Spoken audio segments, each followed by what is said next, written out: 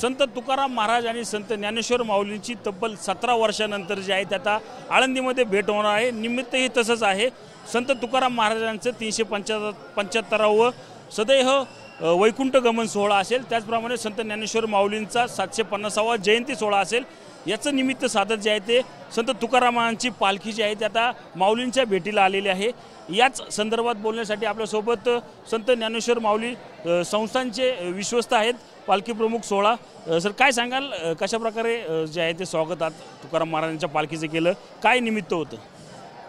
आपणा सर्वांना कल्पना आहे की 2025 हे वर्ष माऊलींच्या 750वा जन्मोत्सवाचं वर्ष आहे आणि याचं औचित्य साधून आम्ही जगद्गुरू तुकाराम महाराज संस्थान यांना विनंती केली की या 750व्या वर्षाच्या निमित्तानं आपण आळंदीला यावं मुक्कामी, आणि ती ज्ञानेश्वर महाराज संस्थान कमिटीची विनंती, आळंदी संस्थानची विनंती तुकाराम महाराज संस्थांनी पाळली आणि ते या ठिकाणी आज माऊली संस्थांमध्ये आलेले आहेत।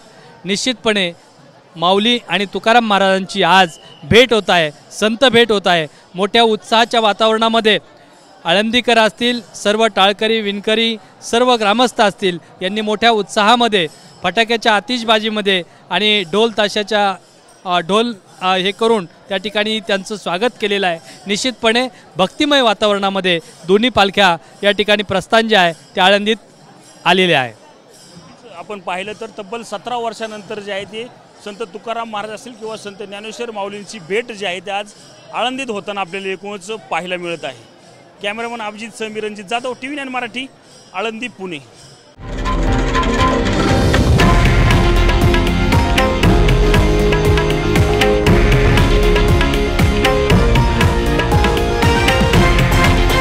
हे आहे देशातील नंबर 1 न्यूज नेटवर्क आणि आपण पाहत आहात TV9 मराठी, एकमेव।